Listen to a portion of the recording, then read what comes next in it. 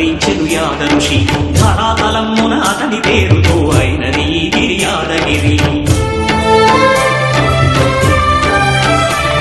ఈ గుహలో వెలసెను ప్రాయమహోజ్వల జ్వాలా నరసింహుడు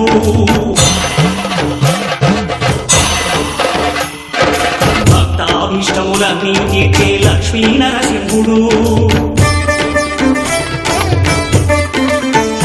సుఖ శాంతులను చేకూర్చు శుభయోగ నరసింహుడు